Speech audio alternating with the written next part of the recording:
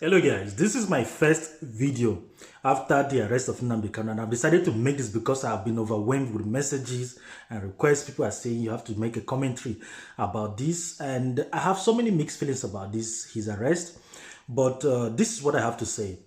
I have friends who are staunch IPOB members, but I would like to make this clear that there's a difference between Biafra and IPOB. Biafra is a very noble cause, a cause of a rising kingdom, of a rising a nation of people, the rising sun of people who aspire to have their freedom to grow. That the Biafra is a noble cause, but IPOB is a beast that was created by Nnamdi Kanu, and that beast we can see, we can point a lot of errors, we can point few positive things about IPOB, we can point a lot of mistake that Nnamdi Kanu has done. And it is this mistake I want to emphasize on it today to show you particularly where he has wronged and how can we be able to, improve this. Is there anything to do? Is there anything to remediate what happened? A lot of IPOB members that I know they were surprised by there was this. They underestimated the Nigerian government to the point that they were shocked the Nigerian government could be able to pull such a stunt in arresting Nnamdi Kanu in the style of the Mossad style, taking him from another country back to Nigeria. So a lot of them were surprised with the whole event, and they underestimated the ability of the Nigerian government. We're dealing with thugs, we're dealing with old soldiers, military men. This same Buhari that around 1984, arrested Umaru Diko from the UK, bundled him in the plane and was about to take him back to Nigeria. So we might be seeing that repeat of what happened to Umaru Diko with Nnamdi Kanu, where Umaru Diko was drugged. He had doctors surrounded him. They were trying to, give him oxygen so that he will not die. They were trying to bring him back to Nigeria so that he will be judged. Now, there's one thing I want to dispel, one misconception. People are saying that the Nigerian government want to kill Nnamdi Kanu, they want to poison him with food in the prison. If the Nigerian government had wanted to kill him, they would have done that silently from wherever they picked him and disposed of his body without anyone knowing. And no one will give account for his whereabouts. The Nigerian government will declare him wanted continuously, and nobody will know what happened to him. So, but they decided to bring him back to Nigeria so that they would try him in a just way, and this is what is going to happen. Now, so many IPOB members are on denial, they are in disbelief because of what Nnamdi Kanu, the mental conditioning. He has conditioned them to think that he is all this omniscient, powerful, omniscience, omnipresent personality, this cult of personality he created around himself, which is the first error of IPOB. Now, a lot of people are giving speculation. They're saying, oh, there's going to be war. Nothing will happen. Nothing will happen. Nothing will happen. And I will give you my reasons. I will give you 5 good reasons why nothing will happen. They will come out and do brouhaha. They will scream. They will shout. They will disturb embassies. They will do anything. But the moment you take any arm against the Nigerian state, you're going to be shot on the street like a dog. This is what is going to happen. And I'm telling you, this is the reality. Nobody, let me explain to you why this will happen. First of all, Nnamdi Kanu has made enemies of himself. He has made enemy with everybody. He has made enemy with the British people. He insulted the British crown. In several of his videos, he kept insulting the British people for creating Nigeria. That was his excuse. He insulted the British for creating Nigeria, for creating that thing he called the contraption, false contraption that was created by the British. He kept insulting them. Secondly, he made enemy of the Igbo elders. Sunday Igboho can make all sort of noise, but you will never see him insult the Yoruba elders. In short, he even purported in one of his video that Jagaban Ahmed Bola Tinubu is going to become the president of Oduduwa nation. So Sunday Igboho can be mad, he could be crazy, he could be anything, but he will never turn against his people, his elders. That was the first mistake that Nnamdi Kanu did. He called the Igbo elders to come and join him to fight for Biafra. They said they weren't interested. What he did, he turned the youth against them. In short, he even threatened some of the governors. He threatened Wike. He threatened all other people. He threatened Hope Uzodinma. Hope Uzodinma is in run right now. He has to live in Abuja for fear of getting killed by those crazy IPOB members.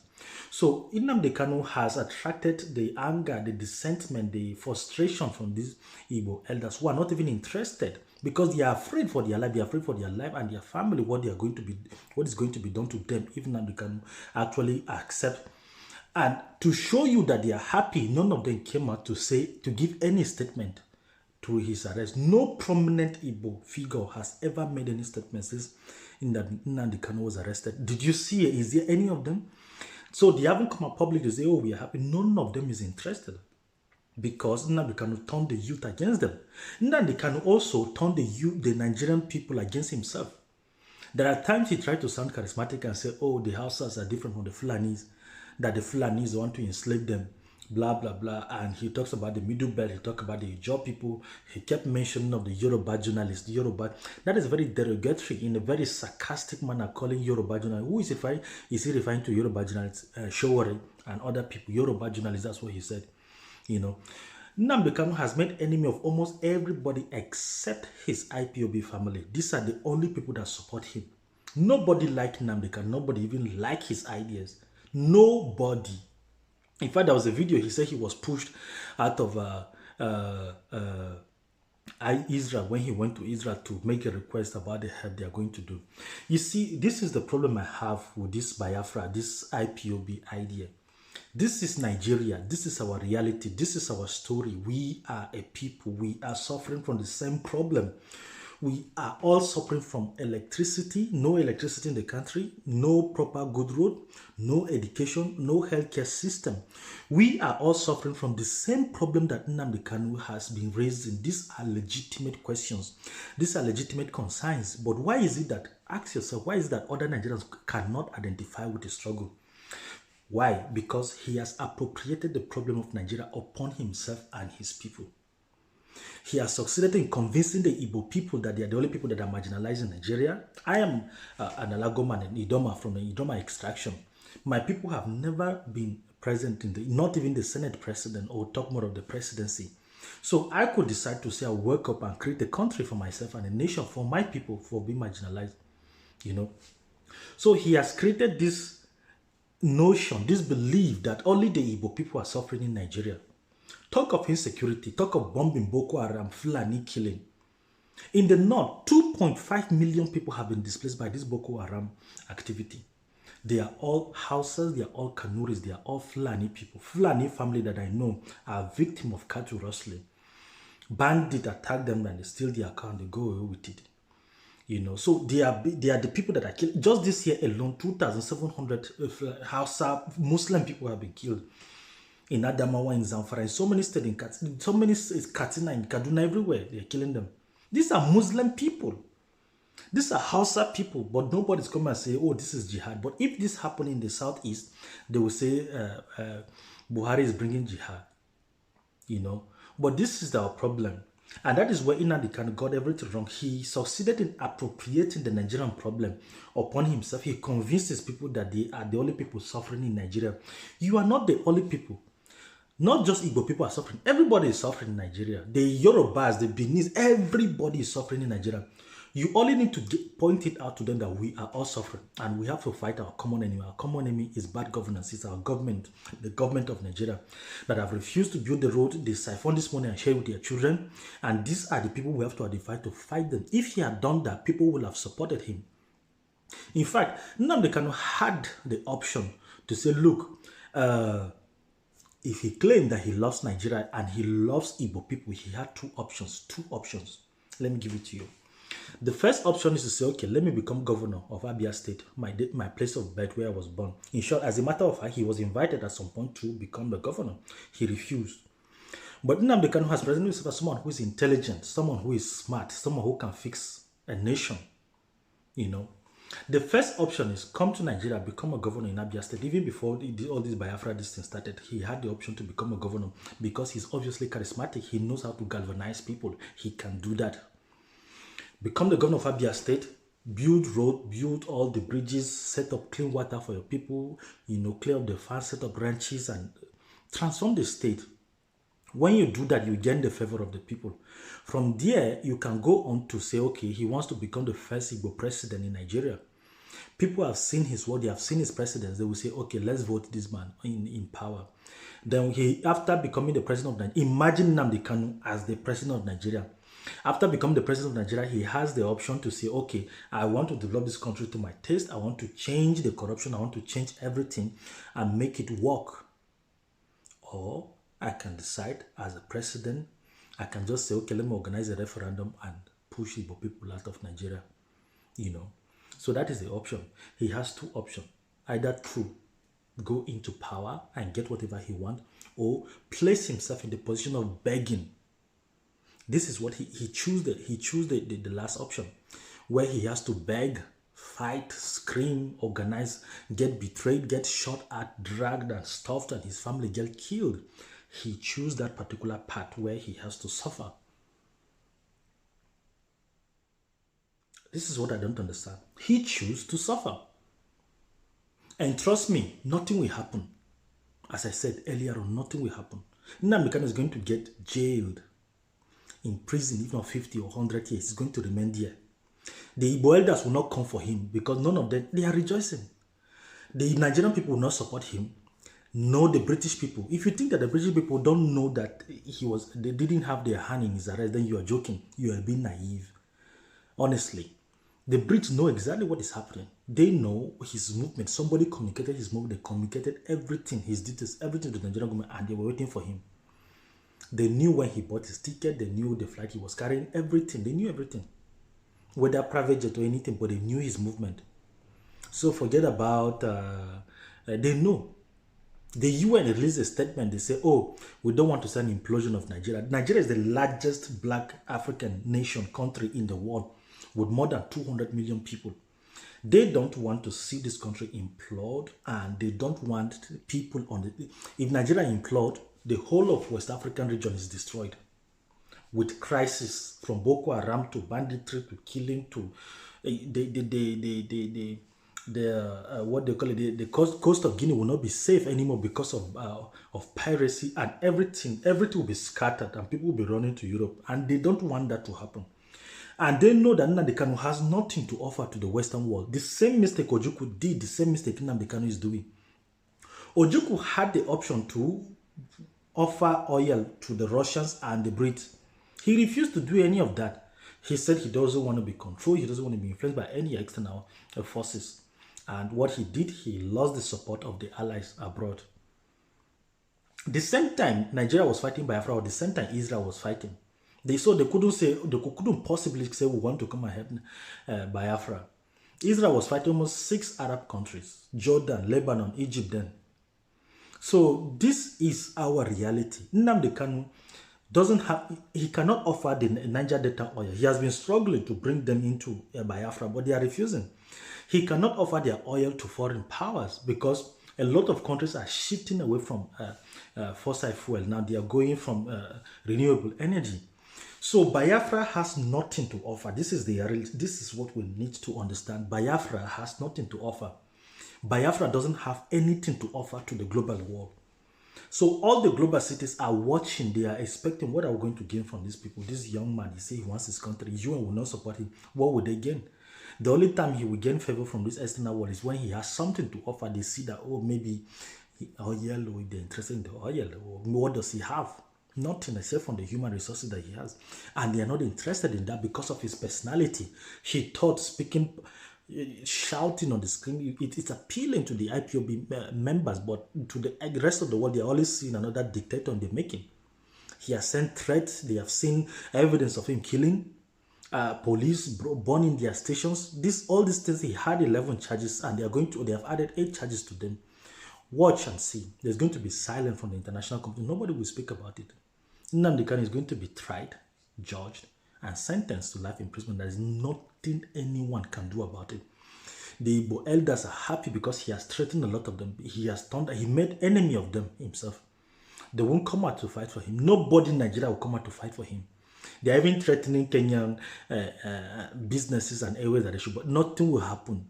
There's nothing you can just shout and scream online. Nothing will happen. Nnamdi Kanu has centered the power on himself. And this is the first error. Watch, let me tell you this. Imagine this. There's going to be two different problems. In fact, three problems. Number one, Nnamdi Kanu has left a vacuum of power because he has created this image of himself, of this all-powerful, this demigod person. He has created this image to himself. So he has accumulated, as someone who has all the connection to UN, Israel, and so many people, EU, that's the impression he gives to the IPOB members. So he has created this image of himself. As such, people are going to, so with his absence now, there's going to be a huge vacuum of power. And this vacuum of power is going to create power tussle. A lot of people, Uche Mefo and what is his name, Wazuruki and other people, so many warlords are going to come up trying to capture the population that Nnamdi Kanu have cultivated. You see those huge mass following with his charisma, somebody will try to fill that void of power that Nnamdi Kanu has left.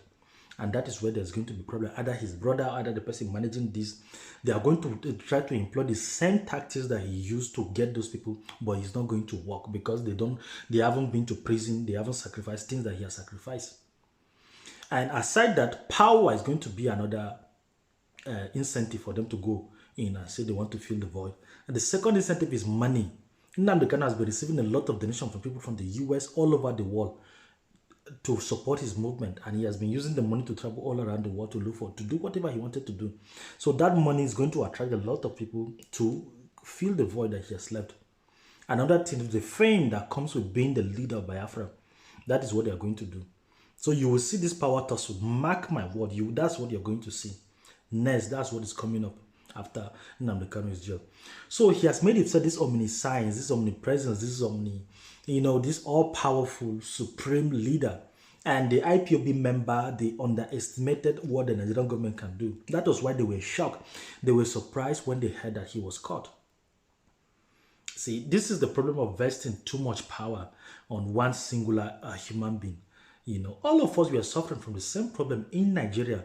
But Nnamdi Kanu has managed to appropriate this problem to himself, to the Igbo people, as if they are the only people suffering in Nigeria. We are all suffering. And this is our reality. This is a simple fact. These are the things that we need to see, understand, and this is how this thing works. This is it. Ask Ikonso. Ask all the warlords he trained. They are all under the military surveillance.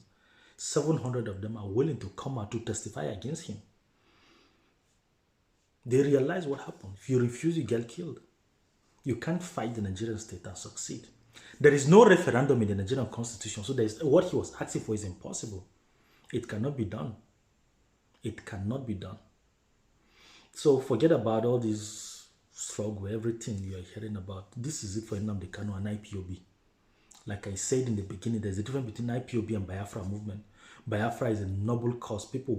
They are aspiring for better governance. In fact, all Nigerians are Biafrans. If you ask me, this is my opinion. But as for Nnamdi Kanu and his minions, these goons, all the IPOB members, this is it for them. This is our reality. This is the end of it.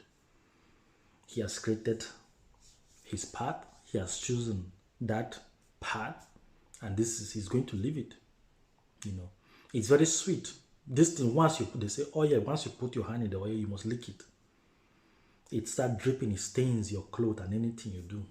Nnamdi Kanu has tested power, he has tested fame. It is difficult for you to go back out of this. But this is the reality. This is what is going to face justice from the Nigerian system, from the Nigerian people.